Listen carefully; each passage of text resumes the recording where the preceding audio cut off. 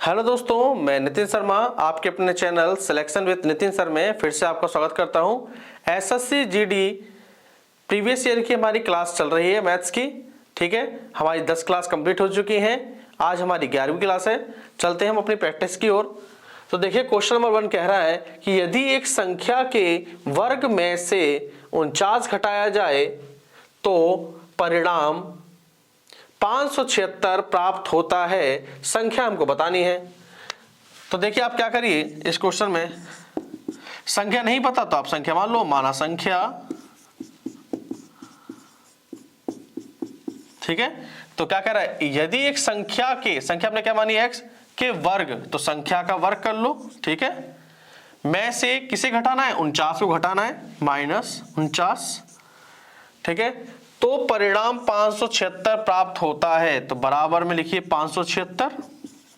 आगे करिए, x² बराबर माइनस का 49 है, इधर जाके प्लस का हो जाएगा 49, 576 प्लस का 49। ठीक है, अगला स्टेप कर लीजिए, x², इन्हें जोड़ लीजिए, 9 और 6 15, हासिल 1, 4 और 1 5, 7 5 12, हासिल 1, 5 और 1 6, 625। ठीक है, अगला x बराबर रूट में चला जाएगा 625। ठीक है, और रूट 625 किसका होता है, 25 का होता है। ठीक है ना। चलिए, तो हमारी संख्या क्या निकल के आई है, संख्या आ गई हमारी 25। देखिए, क्वेश्चन नंबर 2 क्या कह रहा है, यदि किसी आयत का परिमाप 20 सेंटीमीटर है तथा चौड़ाई 5 सेंटीमीटर हो तो लंबाई हमें ज्ञात करनी है। तो देखिए, आयत का परिमाप क्या होता है, आयत का परिमाप होता है 2 ब्रैकेट में लंबाई प्लस चौड़ाई। ठीक है, चलिए क्वेश्चन में चलते हैं। आयत का परिमाप हमें कितना दे रखा है, 20 सेंटीमीटर। तो आयत के परिमाप की जगह यहां पर रख लीजिए 20 बराबर 2। ठीक है, क्या कह रहा है आगे, तथा चौड़ाई दी है 5, लंबाई नहीं पता है, हमें लंबाई निकालनी है। तो प्लस चौड़ाई की जगह क्या हो गया, 5। ठीक है, आप कर लीजिए। अब आगे करते हैं। तो देखिए, 20 बराबर 2 की गुणा इन दोनों में कर दीजिए, 2 गुणा लंबाई प्लस 2 की गुणा 5 में करें, 2 पंचे 10। ठीक है, आप क्या करिए, अब 10 को इधर ले आइए। तो 20 माइनस 10 बराबर 2 गुणा लंबाई। ठीक है, 20 में से 10 गया तो 10 बचा, बराबर 2 गुणा लंबाई। ठीक है, अब ये कट जाएगा, 2 एकड़ नम 2 और 2 पंचे 10। ठीक है, तो क्या आया 5। तो लंबाई हमारी क्या निकली, 5 सेंटीमीटर। ठीक है, देखिए क्वेश्चन नंबर 3 क्या कह रहा है कि एक पोशाक की बिक्री पर 15% की दर से हानि 225 रुपए है। पोशाक का क्रय मूल्य हमको पता करना है। तो देखिए, क्या करोगे आप, देखिए 15% की दर से हानि किसके बराबर है, 225 रुपए के। यानी कि 15% की हानि किसके बराबर है, 225 रुपए के। तो 100% किसके होगी, ठीक है, x के। तो क्रॉस मल्टीप्लाई कर दीजिए, 15 गुणा x बराबर 225 गुणा 100। ठीक है, तो x बराबर क्या आया, 225 गुणा 100 बटे 15 कर दीजिए। 15 का नाम 15, 15 का नाम 15, 15 पन्ना 75। तो क्या हो गया, यहां से 1500 हमारा आंसर आ गया। ठीक है ना, क्लियर है। क्वेश्चन नंबर 4 क्या कह रहा है कि एक त्रिभुज की भुजाओं का अनुपात 4:3:2 है। यदि त्रिभुज का परिमाप 63 सेंटीमीटर है तो सबसे बड़ी भुजा क्या होगी। तो देखिए, क्वेश्चन करते हैं। देखिए, त्रिभुज की तीनों भुजाओं का अनुपात दे रखा है। देखिए, भुजा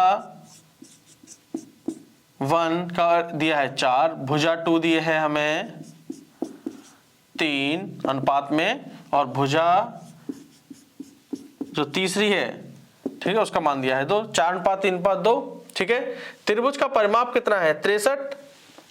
तो लिख लिया आपने 63 गुणा ठीक है, निकालना क्या है, सबसे बड़ी भुजा। तो सबसे बड़ी भुजा आपको कौन सी दिखाई दे रही है, पहली वाली, तो लिख लीजिए सबसे बड़ी भुजा निकालने के लिए सबसे बड़ी भुजा कैसे निकालेंगे, देखिए, ठीक है, परिमाप कितना है 63, 63 लिख लिया, गुणा सबसे बड़ी संख्या कौन सी है 4, तो 4 लिख लिया, बटे में क्या लिखोगे, मैंने बताया अनुपात में हो तो लिखते हैं सभी संख्याओं का योग, 4 और 3 7, 7 और 2 9, 9 नीचे लिख लो, अब हो जाएगा आसानी से, 9 1 9, 9 7 63, 7 चौक 28, आंसर क्या है हमारा 28 सेंटीमीटर।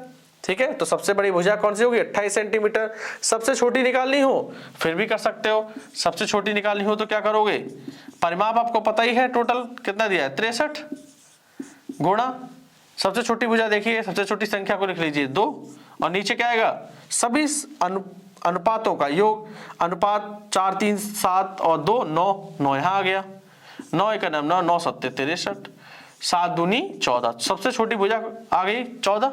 ठीक है, लेकिन यहां पर हमसे पूछा क्या था सबसे बड़ी भुजा, तो आंसर क्या है हमारा 28 सेंटीमीटर। देखिए क्वेश्चन नंबर 5 क्या कह रहा है कि एक वस्तु का अंकित मूल्य 760 रुपए है, ऑफ सीजन में इसे 722 रुपए में बेचा गया, वस्तु पर छूट का प्रतिशत हमें बताना है।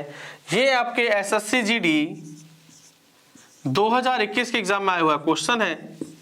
चलिए क्वेश्चन को सॉल्व करते हैं।